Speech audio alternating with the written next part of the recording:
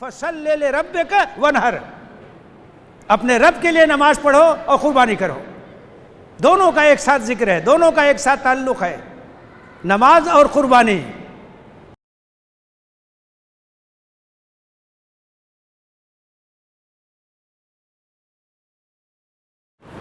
ان الحمد للہ نحمده ونستعینه ونؤمن به ونتوکل علیہ ونعوذ باللہ من شرور انفسنا ومن سیئات اعمالنا، من يهده الله فلا مضل له ومن يضلل فلا هادي له، واشهد ان لا اله الا الله وحده لا شريك له، واشهد ان محمدا عبده ورسوله۔ اللهم صل وسلم وبارک وانعم علی عبدک ورسولک ونبیک محمد وعلی آلہ واصحابہ اجمعین۔ یا ایھا الذین آمنوا اتقوا اللہ حق تقاتہ ولا تموتن الا وانتم مسلمون۔ یا ایھا الناس اتقوا ربکم الذی خلقکم من نفس واحدہ وخلق منها زوجها وبث منہما رجالا کثیرا ونساء، واتقوا الله الذي تساءلون به والارحام ان الله كان عليكم رقيبا۔ يا ايها الذين امنوا اتقوا الله وقولوا قولا سديدا يصلح لكم اعمالكم ويغفر لكم ذنوبكم ومن يطع الله ورسوله فقد فاز فوزا عظيما۔ اما بعد فان اصدق الحديث كتاب الله وخير الهدي هدي محمد صلى الله عليه وسلم، وشر الأمور محدثاتها وكل محدثة بدعة وكل بدعة ضلالة وكل ضلالة في النار۔ اعوذ باللہ من الشیطان الرجیم، بسم اللہ الرحمن الرحیم۔ وَلِكُلِّ أُمَّةٍ جَعَلْنَا مَنْسَكًا لِيَذْكُرُوا اسْمَ اللَّهِ عَلَى مَا رَزَقَهُم مِّن بَهِيمَةِ الْأَنْعَامِ فَإِلَٰهُكُمْ إِلَٰهٌ وَاحِدٌ فَلَهُ أَسْلِمُوا وبشر المخبتين الذين إذا ذكر الله وجلت قلوبهم والصابرين على ما أصابهم والمقيم الصلاة ومما رزقناهم ينفقون۔ محترم حاضرین، آج کا دن ایک اہم دن ہے۔ دنیا بھر سے اکٹھا عازمین حج آج میدان عرفات میں سب اکٹھا ہو رہے ہیں۔ 10 لاکھ کے قریب کا مجمع وہاں ہوگا، اور حج کا سب سے اہم رکن یعنی عرفات پہنچنا اور وہاں غروب آفتاب تک ذکر اور دعا اور استغفار میں مشغول رہنا، یہ رکن آج انجام دیا جائے گا۔ یہ حج ایک بڑی جامع عبادت ہے، مختلف عبادات کا رنگ اس کے اندر پایا جاتا ہے۔ اس میں نماز کا بھی رنگ ہے۔ حجاج بیت اللہ کے پاس جاتے ہیں، وہاں طواف کرتے ہیں، وہ خانہ کعبہ جو ہمارا قبلہ ہے اس کے گرد چکر لگاتے ہیں، اللہ سے اپنی والہانہ محبت کا اظہار کرتے ہیں۔ اس میں انفاق بھی ہے، اس لیے کہ اس میں مال خرچ ہوتا ہے۔ دور دراز سے لوگ جاتے ہیں، سفر کے اخراجات ہوتے ہیں، قیام اور طعام کے اخراجات ہوتے ہیں، بدنی عبادت بھی ہے، مالی عبادت بھی ہے، اللہ سے اپنی وفاداری کا اظہار ہے۔ اور مسلمانوں کا یہ ایک عالمی اجتماع ہے۔ عرفات کے موقع پر جو امام ہوتا ہے، خطیب ہوتا ہے، وہ ظہر اور عصر کی نماز ایک ساتھ پڑھاتا ہے، وہاں خطبہ ہوتا ہے، اور اللہ کے رسول صلی اللہ علیہ وسلم نے حجۃ الوداع کے موقع پر میدان عرفات میں تاریخی خطبہ دیا تھا، جو انسانی حقوق کی پہلی دستاویز ہے اس دنیا میں۔ اللہ کے رسول صلی اللہ علیہ وسلم نے انسانوں کی برابری کا اعلان کیا، ان کی جان، مال، عزت، آبرو کے احترام کا اعلان کیا، مساوات انسانی کا اعلان کیا، وہ ایک تاریخی چیز ہے۔ دنیا تو بہت بعد میں وہاں انسانی حقوق کے تصور تک پہنچی ہے۔ خطبہ حجۃ الوداع میں وہ تمام چیزیں موجود ہیں۔ آج وہاں بڑا روحانی منظر ہے، دنیا کے کونے کونے سے لوگ اکٹھا ہیں، ان کے رنگ الگ ہیں، ان کی زبانیں الگ ہیں، ان کے ملک الگ ہیں، لیکن سب ایک ہی لباس میں، ایک ہی یونیفارم، ایک سفید چادر ہے جو تہمت کے طور پر ہے، اور ایک سفید چادر ہے جو کندھے کے اوپر ہے، سر کھلا ہوا ہے، سب کی زبان پر لبیک اللہم لبیک، لبیک لا شریک لک لبیک، ان الحمد والنعمت لک والملک لا شریک لک۔ ایک ہی بول ہے جو سب کی زبان سے نکل رہا ہے، سب برابر، امیر ہوں، غریب ہوں، بادشاہ ہو، فقیر ہو، سب ایک ہی طرح ہے۔ اور غروب آفتاب تک وہاں لوگ دعا میں، ذکر میں، دعا وہاں قبول ہوتی ہے۔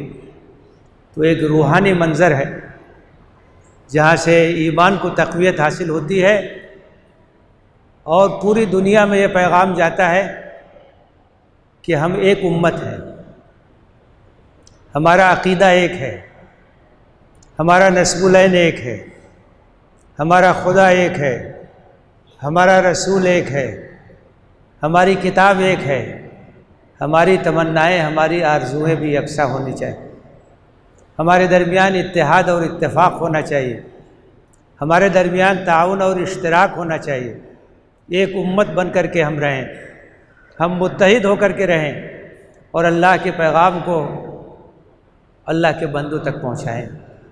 اللہ کے رسول صلی اللہ علیہ وسلم نے حج کے موقع پر ایک عہد لیا تھا۔ آپ نے پوچھا تھا الا هل بلغت، بتاؤ کہ میں نے اللہ کا پیغام پہنچا دیا، دعوت اور تبلیغ کی جو امانت میرے پاس تھی تمہارے سپرد کر دی؟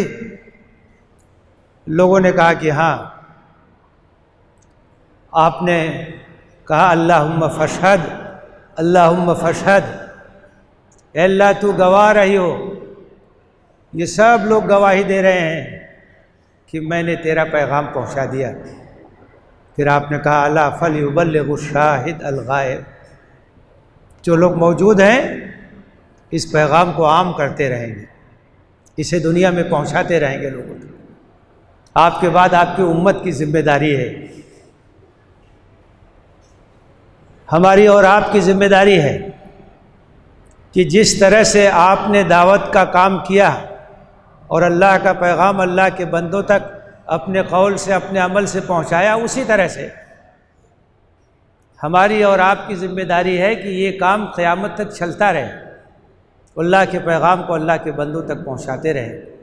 لِيَكُونَ الرَّسُولُ شَهِيدًا عَلَيْكُمْ وَتَكُونُوا شُهَدَاءَ عَلَى النَّاسِ، تاکہ رسول تم پر گواہ بنے اور تم لوگوں پر گواہ بنو۔ یہ شہادت حق کی ذمہ داری ہے، یہ اللہ کے پیغام کو عام کرنے کی ذمہ داری ہے۔ اللہ کی کتاب سب کے لیے، اللہ کا رسول سب کے لیے، اللہ کا دین سب کے لیے، اسے لوگوں تک پہنچانا، اسے عام کرنا ہماری اور آپ کی ذمہ داری۔ یہ عہد آپ نے لیا تھا اور یہ ذمہ داری ہمیں ادا کرنی ہے۔ اس میں کوتاہی ہوگی تو اللہ تعالیٰ کے ہاں جواب دہی کرنی ہوگی، اللہ تعالیٰ اس کے بارے میں باز پرس کرے گا۔ یہ تجدید عہد کا وقت ہے۔ حضرت ابراہیم علیہ السلام سے جو نسبت ہے اہل ایمان کو، اس نسبت کو تازہ کرنے کا وقت ہے۔ حجاج کرام وہاں جا کے اس نسبت کو تازہ کرتے ہیں، مناسک حج ادا کر کے، شاعر اللہ کی زیارت کر کے، حضرت ابراہیم علیہ السلام کی یادگاروں کا مشاہدہ کر کے، اور دنیا بھر کے مسلمان اپنے اپنے مقام پر قربانی کی سنت کو زندہ کر کے حضرت ابراہیم سے اپنی نسبت کی تجدید کرتے ہیں۔ ہمارا تعلق ملت ابراہیمی سے ہے، ہمارے جد امجد حضرت ابراہیم ہیں، ملت ابیکم ابراہیم، اپنے جد امجد ابراہیم کی ملت اور ان کے راستے کو اختیار کرو۔ یہ قربانیاں جو ہم پیش کرتے ہیں، ان قربانیوں کا مقصد یہی ہے کہ حضرت ابراہیم نے جو قربانی پیش کی تھی اس قربانی کی یاد تازہ رہے۔ جس طرح سے حضرت ابراہیم علیہ السلام اپنے لاڈلے بیٹے کو قربان کرنے کے لیے تیار ہو گئے، اور وہ سعادت مند بیٹا راہ حق میں اللہ کے اشارے پر قربان ہونے کے لیے تیار ہو گیا، وہ ایک تاریخ ہے۔ اور قرآن مجید میں اس کے لیے جو الفاظ بیان کیے گئے ہیں وہ الفاظ یہ ہے، فلما اسلما وتلہ للجبین، جب وہ دونوں باپ اور بیٹے اسلام کا پیکر بن گئے، اسلام کی تصویر بن گئے، بیٹا قربان ہونے کے لیے تیار ہو گیا اور باپ قربان کرنے کے لیے تیار ہو گیا، اسی کو اسلام کہا گیا۔ فلما اسلما، جب وہ دونوں اسلام اور فرما برداری کا پیکر بن گئے، اس کا عملی ثبوت پیش کر دیا اور پیشانی کے بل لٹا دیا، تو اللہ تعالیٰ نے کہا کہ بس خواب پورا ہو گیا، امتحان ہو گیا۔ بیٹے کا خون بہانا مقصود نہیں تھا، یہ امتحان لینا مقصود تھا کہ بیٹے کی محبت زیادہ ہے کہ ہماری محبت زیادہ ہے۔ جب باپ قربان کرنے کے لیے تیار ہو گیا تو باپ نے یہ ثابت کر دیا کہ اللہ کی محبت زیادہ ہے۔ وَنَادَيْنَاهُ أَن يَا إِبْرَاهِيمُ قَدْ صَدَّقْتَ الرُّؤْيَا إِنَّا كَذَلِكَ نَجْزِي الْمُحْسِنِينَ، خواب تم نے سچ کر دکھایا۔ تو یہ جو قربانی ہم پیش کرتے ہیں، یہ قربانی اس قربانی کی یاد ہے، اور وہی جذبہ پیدا ہونا چاہیے کہ اللہ کی راہ میں اپنا سب کچھ قربان کرنے کے لیے ہم تیار ہیں۔ یہ قربانی ایک عظیم عبادت ہے، ہمیشہ سے رہی ہے، یہ ایک قدیم عبادت ہے، اللہ کا تقرب حاصل کرنے کے لیے یہ ایک قدیم عبادت ہے جو ہمیشہ سے رہی۔ اللہ تعالیٰ نے سورہ حج میں فرمایا وَلِكُلِّ أُمَّةٍ جَعَلْنَا مَنْسَكَهَا، ہر امت کے لیے ہم نے قربانی کا طریقہ مقرر کیا۔ کیوں مقرر کیا؟ لِيَذْكُرُوا اسْمَ اللَّهِ عَلَىٰ مَا رَزَقَهُم مِّن بَهِيمَةِ الْأَنْعَامِ، تاکہ لوگ وہ مویشی جو ہم نے ان کو رزق کے طور پر دیا ہے اس پر اللہ کا نام لیں۔ یہ توحید کی علامت ہے۔ اگر غیر اللہ کے نام پہ جانور قربان کیا جائے تو یہ شرک ہے۔ یہ جانور اللہ نے دیا ہے، یہ اللہ کی طرف سے بخشی ہوئی نعمت ہے، اس کو جب ذبح کیا جائے گا، قربان کیا جائے گا تو اللہ کا نام لے کے قربان کیا جائے گا، بسم اللہ اللہ اکبر۔ تو اللہ تعالیٰ فرماتا ہے کہ ہم نے ہر امت کے لیے قربانی کا طریقہ مقرر کیا، لِيَذْكُرُوا اسْمَ اللَّهِ عَلَىٰ مَا رَزَقَهُم مِّن بَهِيمَةِ الْأَنْعَامِ، تاکہ جو مویشی ہم نے رزق کے طور پر دیا ہے اس پر یہ لوگ اللہ کا نام لیں۔ فَإِلَٰهُكُمْ إِلَٰهٌ وَاحِدٌ، یاد رکھو تمہارا معبود واحد ہے، وہی عبادت کے لائق ہے، وہی بندگی کے لائق ہے، یہ بھی عبادت ہے۔ جس طرح سے سجدہ عبادت ہے، رکوع عبادت ہے، اسی طریقے سے قربان کرنا، قربانی پیش کرنا یہ بھی عبادت ہے۔ اللہ کے نام پہ قربانی ہونی چاہیے، اللہ کے نام سے جانور کو ذبح کرنا چاہیے۔ فَإِلَٰهُكُمْ إِلَٰهٌ وَاحِدٌ، تو تمہارا معبود واحد ہے، اللہ ہی تمہارا معبود ہے، وہی معبود برحق ہے، باقی جتنے معبود ہیں وہ سب معبودان باطل ہیں، وہ اس بات کے مستحق نہیں کہ ان کی عبادت کی جائے۔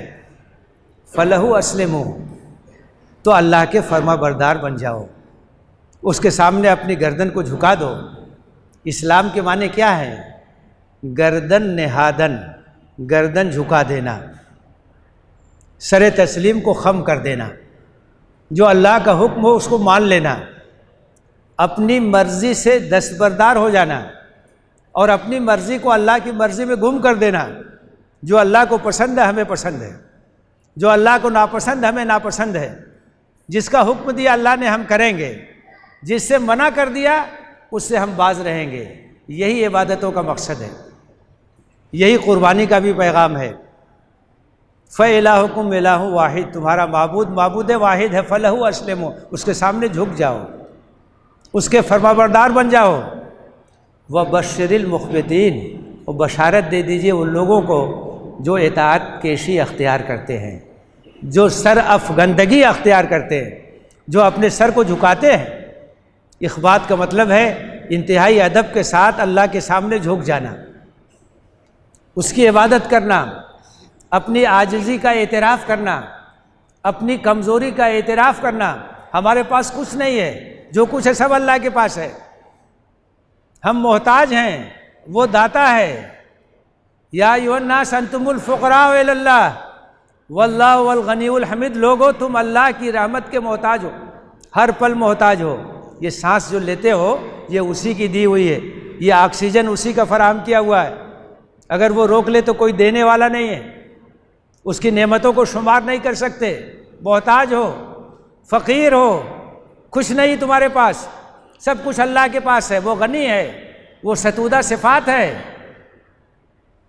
یہ ہے اخبات، اللہ کی نعمتوں کا اعتراف، اللہ کی عظمت کا اعتراف، اللہ کی کبریائی کا اعتراف، اور اپنی کم مائگی، اپنی کمزوری، اپنی بیچارگی کا اعتراف، احساس بندگی، یہ احساس کہ ہمارے پاس تو کچھ نہیں۔ جب اللہ کا حکم ہوگا یہ آنے جانے والی سانسوں کا سلسلہ ختم ہو جائے گا۔ روزانہ تجربہ ہوتا ہے، آدمی جب سوتا ہے تو وہ بھی گویا ایک طرح سے موت کا تجربہ ہے۔ چنانچہ جب ہم سوتے ہیں تو معصورہ دعا کیا پڑھتے ہیں؟ اللہم بسمک اموت واحیا، ایک طرح کی موت ہے وہ بھی، اور جس کی موت کا فیصلہ ہو جاتا ہے اس کی آنکھ نہیں کھلتی۔ بعض لوگ سوتے ہیں سوتے ہی رہ جاتے ہیں۔ سب اللہ کا کرم ہے، جب تک وہ چاہتا ہے انسان زندہ ہے، اور جب اس کا حکم ہوگا انسان چلا جائے گا۔ تو ایک مومن کا شیوا یہ ہے کہ اس کے اندر اطاعت شیاری ہونی چاہیے، وفاداری ہونی چاہیے، بندگی کا احساس ہونی چاہیے۔ یہی قربانی کا پیغام ہے۔ فرمایا وبشر المخبتین، بشارت دے دیجئے، خوشخبری سنا دیجئے ان لوگوں کو جو اطاعت اختیار کرتے ہیں، عاجزی اختیار کرتے ہیں، خاکساری اختیار کرتے ہیں۔ پھر ان کی 4 صفات کا ذکر ہے۔ قرآن مجید میں اللہ تعالیٰ نے جگہ جگہ مومنین کی، متقین کی اور فرمانبرداروں کی صفات کا ذکر کیا تاکہ اس آئینے میں ہم اپنی تصویر دیکھ سکیں، ہم اپنا جائزہ لے سکیں، اپنی عبادتوں کا اندازہ کر سکیں۔ جو لوگ قربانی ٹھیک سے کرتے ہیں، جن کو اپنی بندگی کا احساس ہے، ان کی زندگی کیسی ہوتی ہے، ان کے اوصاف کیا ہے؟ اگلی آیت میں 4 اوصاف کا ذکر ہے۔ وَبَشِّرِ الْمُخْبِتِينَ الَّذِينَ إِذَا ذُكِرَ اللَّهُ وَجِلَتْ قُلُوبُهُمْ، پہلی علامت یہ وہ لوگ ہیں کہ جب اللہ کا ذکر ہوتا ہے تو ان کے دل لرز جاتے ہیں، کانپ جاتے ہیں، دہل جاتے ہیں، کیونکہ اللہ کی عظمت، اللہ کی کبریائی، اللہ کا جاہ و جلال، اس کے سامنے انسان کی کوئی حیثیت نہیں۔ جب اللہ کا ذکر ہوتا ہے، اللہ کی صفات کا تذکرہ ہوتا ہے تو اہل ایمان دہل جاتے ہیں، لرز جاتے ہیں۔ کیسے سامنا ہوگا؟ جب حساب کے لیے پیشی ہوگی، کیا ہم پیش کریں گے اس کے سامنے؟ کوئی بچ نہیں سکتا ہے۔ اللہ تعالیٰ کہے گا حشر کے میدان میں بادشاہ تو میں ہوں۔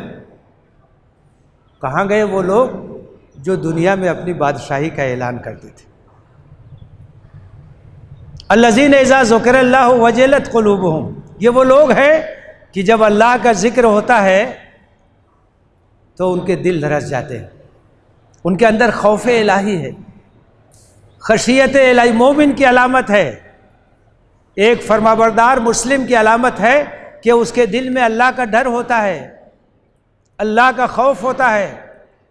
ایک حدیث میں بشارت دی گئی ہے کہ 7 طرح کے لوگ ہیں جن کو عرش الہی کا سایہ نصیب ہوگا اس دن، جس دن عرش الہی کے سائے کے علاوہ کوئی سایہ نہیں ہوگا، اس میں ایک قسم ان لوگوں کی ہے، رجل ذکر اللہ خالیا ففاضت عیناہ، وہ لوگ جو تنہائی میں اللہ کو یاد کرتے ہیں اور ان کی آنکھوں سے آنسو جاری ہو جاتے، ایک طرف اپنے گناہوں کا احساس، دوسری طرف اللہ کی گرفت اور اللہ کے جاہ و جلال کا احساس، تو آدمی جب تنہائی میں بیٹھ کے سوچتا ہے تو اس کی آنکھوں سے آنسو جاری ہو جاتے، اسے شرمندگی ہوتی ہے، رونے لگتا ہے۔ اور اللہ کو یہ آنسو بہت پسند ہے جو اللہ کے ڈر کی وجہ سے تنہائی میں نکلتے ہیں، ایسے لوگ اللہ کو بہت پسند ہیں۔ تو فرمایا کہ یہ وہ لوگ ہیں کہ جب اللہ کا ذکر ہوتا ہے تو ان کے دل لرز جاتے ہیں، کانپ جاتے ہیں۔ یہ آنسو جو اللہ کے ڈر سے بہتے ہیں وہ زمین پر گرنے سے پہلے اللہ تعالیٰ کے ہاں مقبول ہو جاتے ہیں۔ موتی سمجھ کے شان کریمی نے چن لیے، قطرے جو تھے میرے عرق انفعال کے، جو احساس ندامت اور احساس شرمندگی سے آنسو کے قطرے نکلتے ہیں وہ اللہ تعالیٰ کے ہاں مقبول ہو جاتے ہیں۔ تو ایک علامت یہ ہے کہ ان کے دل میں اللہ کا ڈر ہوتا ہے۔ دوسری علامت والصابرین علی ما اصابہم، دوسری علامت یہ ہے کہ جو مصیبت بھی آتی ہے وہ صبر کے ساتھ اس کو برداشت کرتے، گھبراتے نہیں ہیں، جانتے ہیں کہ فیصلے تو اللہ کرتا ہے، اللہ کا جو فیصلہ ہے اس پر ہم راضی ہیں۔ مصیبتیں آتی ہیں، پریشانیاں آتی ہیں، وَلَنَبْلُوَنَّكُمْ بِشَيْءٍ مِّنَ الْخَوْفِ وَالْجُوعِ وَنَقْصٍ مِّنَ الْأَمْوَالِ وَالْأَنفُسِ وَالثَّمَرَاتِ وَبَشِّرِ الصَّابِرِينَ الَّذِينَ إِذَا أَصَابَتْهُمْ مُصِيبَةٌ قَالُوا إِنَّا لِلَّهِ وَإِنَّا إِلَيْهِ راجعون۔ یہ مومن کا شیوا ہے، کوئی مصیبت آتی ہے کہے ہم اللہ کے لیے اور اللہ کی طرف ہی پلٹ کے جانا ہے، جو کچھ ہے سب اللہ کی امانت ہے، جو چاہے دے جو چاہے لے لے، سب اس کا ہے۔ اللہ کے رسول صلی اللہ علیہ وسلم کی ایک بیٹی تھی، ان کی چھوٹی بچی کی طبیعت خراب ہو گئی، جاکنی کا عالم تھا، تو انہوں نے نبی صلی اللہ علیہ وسلم کو بلا بھیجا، تو آپ نے کہا کہ جاؤ ان سے کہہ دو للہ ما اخذ وللہ ما آتا فلتصبر ولتحتسب، جاؤ ان سے کہہ دو کہ سب کچھ اللہ کا ہے، جو چاہے دے جو چاہے لے لے۔ اولاد بھی ایک نعمت ہے، اللہ جسے چاہتا ہے دیتا ہے، جب تک چاہتا ہے دیتا ہے، جب چاہتا ہے لے لیتا ہے، اللہ کی امانت ہے۔ صبر سے کام لینا چاہیے اور اللہ سے اجر کی امید رکھنی چاہیے۔ والصابرین علی ما اصابہم، اہل ایمان، سچے اہل ایمان یہ جزا فضا نہیں کرتے ہیں، گھبراتے نہیں ہیں، مصیبتوں کا مقابلہ کرتے ہیں ہمت کے ساتھ، صبر کے ساتھ، عزیمت کے ساتھ، تحمل کے ساتھ، برداشت کے ساتھ۔ والصابرین علی ما اصابہم، بڑے سے بڑا حادثہ ہو جائے، ایک صاحب ایمان کہتا ہے انا للہ و انا الیہ راجعون، جوان بیٹے کی شہادت ہو جائے انا للہ و انا الیہ راجعون۔ حضرت خنسا یہ بہت بڑی شاعرہ تھی، اور زمانے جاہلیت میں ایسا ہوا کہ ان کا ایک بھائی جس کا نام صخر تھا وہ مارا گیا، تو اتنا صدمہ ہوا، اتنا غم ہوا کہ عربی مرثیہ کی تاریخ میں انہوں نے اتنے مرثیے لکھے کہ پورا دیوان خنسا موجود ہے، جس میں اپنے بھائی کی موت پر انہوں نے مرثیہ کہا، اور انتہائی مؤثر اشعار، بعد میں مسلمان ہو گئے، اور قادسیہ کی جنگ میں اپنے 4 بیٹوں کو تیار کر کے بھیجا، چاروں بیٹے شہید ہو گئے، اور جب ان کی شہادت کی خبر آئی تو حضرت خنسا نے کہا الحمدللہ الذی شرفنی بشہادتہم، اللہ کا شکر ہے کہ مجھے بیٹوں کی شہادت کا شرف حاصل۔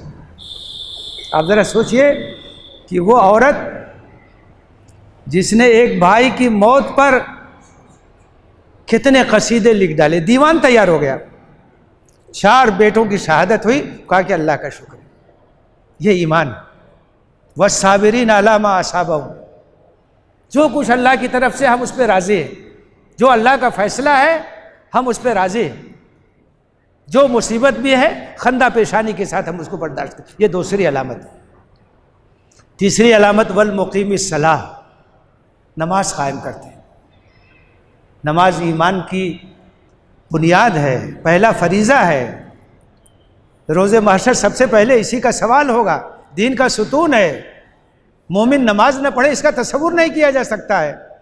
جو لوگ جہنم میں جائیں گے ان سے پوچھا جائے گا ما سلککم فی سقر، کیا چیز تم کو جہنم میں لے گئی؟ کہیں گے لم نکن من المصلین، ہم نماز پڑھنے والوں میں سے نہیں تھے.